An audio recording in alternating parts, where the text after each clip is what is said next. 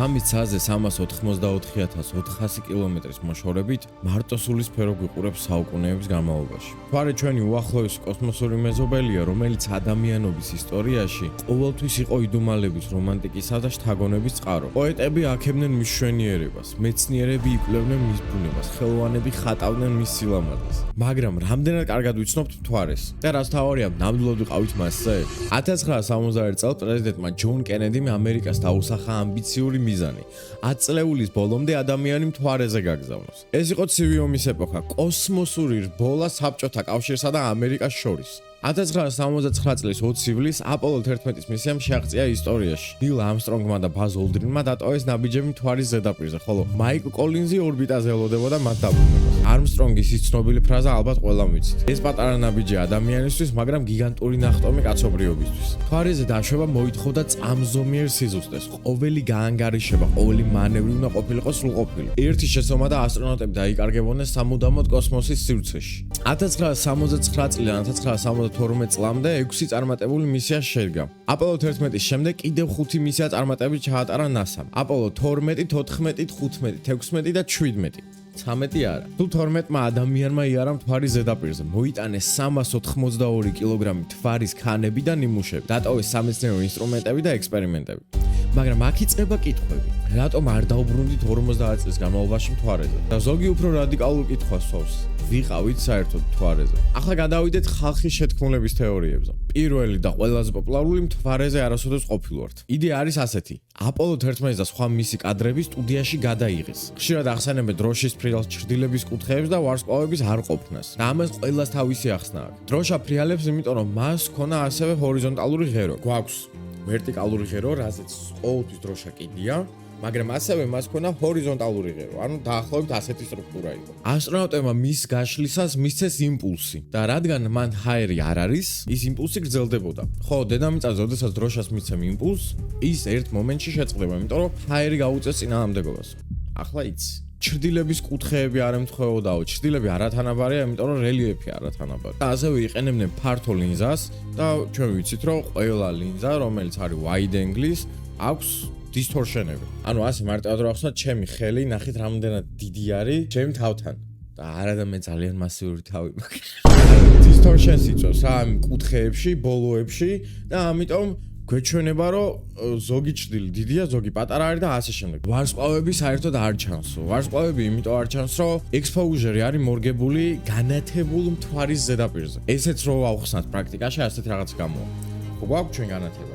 ეს, რომელსაც glow აქვს და ფლად კარგად ვერ ხედავთ ამის ტექსტურას და ვერაფერს, და ასევე ეს განათება.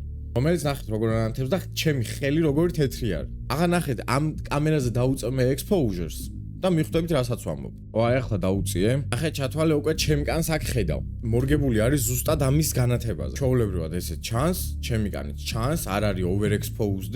ზუსტად იგივე შემიძლია ვთქვა ამ განათებაზე. მე შემიძლია ავდგე, გავიწიო, აი ეს განათება რო ავიღოთ, ამორთო და საერთოდ არ ვჩამო. ანუ ცოტა ჩანვარ, მაგრამ არა ისე როგორც წინაზე. შესაბამისად, როდესაც მთვარეზე გაასწორეს exposure-ი, ის პატარა ვარსკვლავები, რომელიც ანათებდა ღამის შავ ცაზე, აღარ გამოჩნდებოდა ფიზიკურად, თორე ვარსკვლავები თავის ადგილზე იყო. მეორე თეორია არის, მთვარე არის ღრუ. ანუ მთვარეში ცარიელია და ხელოვნური სტრუქტურა. ჩვენ რასაც ხედავთ არის გარსი და შიგნით არაფერი არაა თითქოს. ბავშვობაში ხო ამძრვალ ხარ უეჭველი გარაჟებზე და ხო იყო ზოგიერთი გარაჟის სახურავი რკინის. და რო ვახვიდოდი ამ რკინის გარაჟზე, ფეხ ქვეშ გრძნობდი, რომ რეალურად სივრცე ქონდა და არაფერი არ იყო და უბრალოდ ერთ თხელ ზედაპირზე იდექი. აი ეგრე გონიათ, რომ არის მთვარე. რეალობა სხვა არის. სეისმომეტრებმა, მთვარის ძვრების დეტექტორებმა აჩვენა, რომ მას აქვს ქერქი, მანტია და ბირთვი.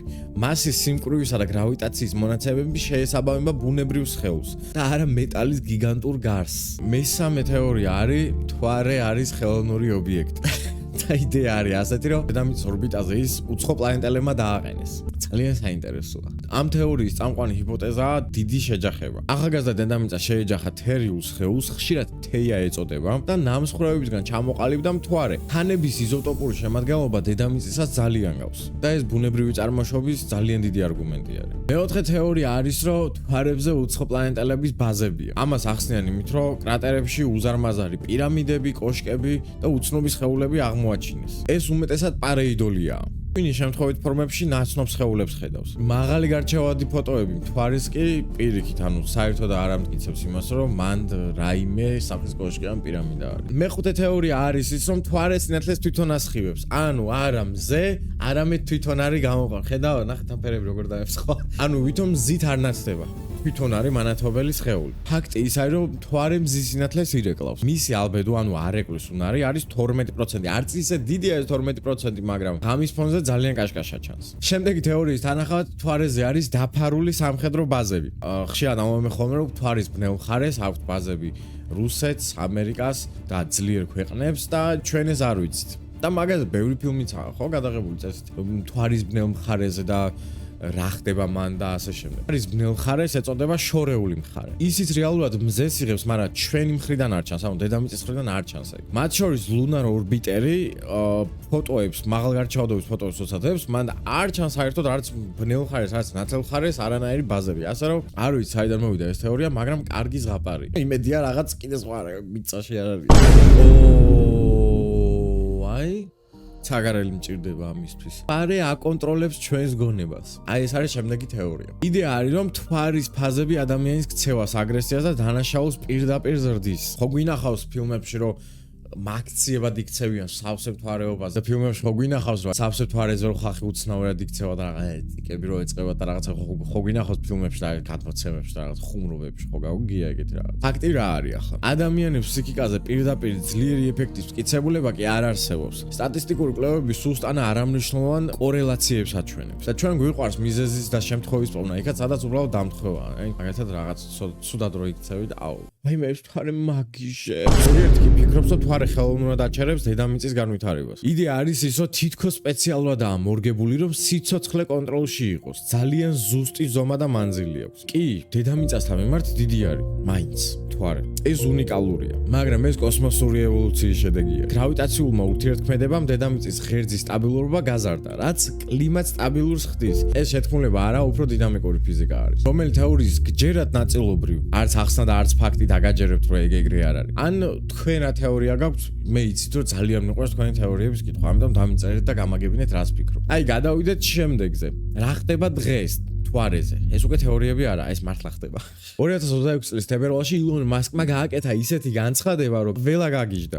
SpaceX-ი აღარ უთმობს პრიორიტეტს მარსს. ახლა ფოკუსი არის მთვარეზე ქალაქის აშენება. ო, ახლა უკვე მთვარე უნდა. მარსი დაიკიდა. მაგრამ თლად ეგრე მარტივადაც არ არის. ახლა არგუმენტები რა მოყავს? მარსამდე მოგზაურობა 26 თვეში ერთხელ შეიძლება, იმიტომ რომ პლანეტები სწორად განლაგდნენ. მთვარეზე გაშვება კი ყოველ 10 დღეში ერთხელ არის შესაძლებელი. რაც ძალიან ცოტა არის. 26 თვე და 10 დღე რო შეადარო. მარსამდე მგზავრობას 6 თვე ჭირდება, მთვარემდე კი 2 დღე. მთვარის ქალაქი აშენდება დაახლოებით 10 წელშიო, ხოლო მარსზე კი 20 პლუსი დამჭირდებაო. ასე რომ, რავი, ამ კაცს იმდენი იდეა აქვს და იმდენი რაღაც დაულის ხოლმე თავში, აკეთოს და ვნახოთ. სანამ არ გააკეთებს, არ დავიჯერებ. SpaceX-ის მისია უცვლელია, ცნობიერების გაფართოება ვარსკვლავებამდე, მაგრამ პრიორიტეტია ცივილიზაციის მომავლის უზრუნველყოფა და მთვარე უფრო სწრაფია. ამბობს მასკი. 2025 წელს მასკზე NASA-ს მოქმედმა ადმინისტრატორმა შონ დაფი თქვა, რომ SpaceX-ი ჩამორჩება გრაფიკს. SpaceX კი თავისი პრობლემები აქვს აქეთ მხარეში. Starship რაკეტა ჯერ კიდე განვითარების ეტაპზეა. 11 ტესტური ჩატარდა და მხოლოდ ბოლო 2 იყო წარმატებული და თან ორბიტაზე საწვავის გადატვირთვის ტექნოლოგია ჯერ არ არის კარგად დამუშავებული. ასე რომ ბიფია, მეგობრებო, ბიფ სერიოზული ხალხი ფაობს, რა ვიცით. რეპიდან, შოუებიდან, ამ ყველაფრიდან ბიფი გადავიდა უკვე კოსმოსში. ჩვენ ამ დღევანდელობაში ვცხოვრობთ, რომ კოსმოსშიც კი უკვე ბიფაო. იმიტომ რომ ამ ბიფში კიდე ჯეფ ბეზოსი ჩემოდის, აი ეგრე. ეგონა თუ ჯეფი დათმობდა ამ მილიარდერების ბიფს, არა, ამასაც უნდა. 2026 წლის იანვარს Blue Origin-მა შეაჩერა კოსმოსური ტურიზმი. იცით რომელია Blue Origin-ი? კეტი პერი რო კოსმოსში გაუშვეს, ხო იცით რომ დაფრინავდა. აი ასე. და Blue Origin-ი ამბობს, რომ ახლა ყველა რესურსი გადაინაცვლებს მთვარის ლენდერის გაკეთებაზე, რომელიც მონაწილეობს Artemis მე-5-ზე, მაგრამ ამჯერად SpaceX-ის Artemis მე-3-ზე ჯიბრება. ბეზოსიც ურტყავს მასკს და X-ზე აქვეყნებს კუს ფოტოს. კონტექსტისთვის, ნელად ამდგრად ადიგებს რბოლას, არის რეფერენსი კუ და კურდღლის ზღაპრიდან. გონა თუ აქ გავჩერდი? არა, ჩინეთიც ებმევა ამ თამაშში. კოსმოსური რბოლა იწყება 21 საუკუნეში. მე მეგონა რომ ფულიანი ხალხი მხოლოდ ფორმულაზე ეჯიბრებოდნენ ერთმანეთს რბოლაში. არა, უკვე კოსმოსში განაინაცვლეს უფრო ფულიანმა ხალხმა. ჩინეთის გეგმა არის ასეთი. 10 წლეულის ბოლომდე, ანუ 2030 წლამდე, ასტრონავტების გაგზავნა მთვარეზე. მათ უკვე განახორციელეს 2 წარმატებული, მაგრამ უპილოტო ფრენა. პირველი დაშვება მთვარის შორეულ მხარეს 2019 წელს და ნიმუშების დაბრუნება დედამიწაზე 2020 წელს. რატომ არის ახლა ეს ბიფი და ეს რბოლა მნიშვნელოვანი? ამჯერად საქმე არ არის მხოლოდ პრესტიჟში, როგორც იყო შეერთებულ შტატებსა და საბჭოთა კავშირის შორის. ამჯერად მთავარი მიზნები არის მოიპოვონ წყლის ყინული მთვარის სამხრეთ პოლუსებზე, ჰელიუმ-3-ის პოტენციური საწვავის შემდგომი თაობის ენერგეტიკისთვის და სამეცნიერო ბაზა ღრმა კოსმოსის მისიებისთვის. გადავინაცვლოთ ისევ ილონ მასკზე და დაუბრუნდეთ ამ გიჟზე. ის 2025 წელს ამბობდა, რომ მთვარე არის მოსაბეზრებელი, ჩვენ პირდაპირ მარსზე მივდივართ. მთვარე გამოაცხადა როგორც distraction-ად, ანუ ყურადღების გადამტანად. ხოლო 2026 წლის თებერვალს კი სხვანაირად ამბობს. მთვარეზე თვითზარდი ქალაქის აშენება უნდა, პრიორიტეტი არის ცივილიზაციის მომავლის დაცვა და მთვარე უფრო სწრაფიაო. აეგრეს თქვა მან. რა შეიცვალა ამ ერთ წელში? NASA-სთან კონტრაქტული ვალდებულებები, Starship-ის განვითარების გამოწვევები, პოლიტიკური რეალობა, ტრამპის ადმინისტრაცია და სამთავრობო კონტრაქტები და ჩინეთის კონკურენცია. აი ეს შეიცვალა ამ ერთ წელში. ბევრი რაღაცა მოხდა 2025-ში. ხალხი უკვე თავიანთ თავებს ეწინააღმდეგებდა. ჩინეთმა მაგარი კამბექი დადო, ყველაფერში კამბექი დადო. მანქანები, ექსპორტი, ქალაქები გააკეთეს, რომელიც ზეზე იტენება და ნავი მანქანები და რა კორპუსებს აშენებენ 5 დღეში. ძალიან ამოქაჩა ჩინეთმა. და ეს უკვე გამოწვევა ამერიკელებისთვის. ტრამპის მოსვლასთან ერთად იმდენ რაღაცა მოხდა, რომ კაროჩა არც მინდა რომ ჩავიძიო. ანუ მოკლედ საგიჟეთი ხდებოდა 2025 წელს. 21 საუკუნე იქნება მთვარის ახალი ერა და კაცობრიობის ალბათ ყველაზე დიდი ნაბიჯების ეპოქა. რას უნდა ველოდოთ 5-10 წელში? არტემის მეორე 2026 წელს 4 ასტრონავტი გააკეთებს მთვარის გარშემო ფრენას. არტემის მესამის დანიშნულება 2028 წელს. პირველი ქალი და შემდეგი კაცი მთვარეზე. ანუ 2 ადამიანს უშვებენ და ისტორიის განმავლობაში პირველად ქალი დადგავს ფეხს მთვარეზე. რა ძალიან მაგარია. შემდეგი 10 წლის მანძილზე უნდათ რომ Lunar Gateway გააკეთონ. მთვარის ორბიტული სადგომი, სადაც შეიძლება ასტრონავტების გრძელვადიანად ყოფნა. ასევე არის NASA და SpaceX-ის გეგმა, რომელიც მოიაზრებს მთვარეზე მუდმივი ბაზის შექმნას. ასევე შემდეგ 10 წელიწადში იგეგმება მთვარის რესურსების ამოღება და ჩვენ სასიკეთოდ გამოყენება. ეს იყო ახალი ამბები მთვარეზე. დამიწერეთ თქვენ რას ფიქრობთ, რა მოხდება, ან რომელი არის საუკეთესო თქვენი შეთქმულების თეორია. ძალიან გთხოვთ გამოიწერეთ არხი 5000 დაგვრჩა 70000-მდე და ცოტა დაგვრჩა 100000-მდე.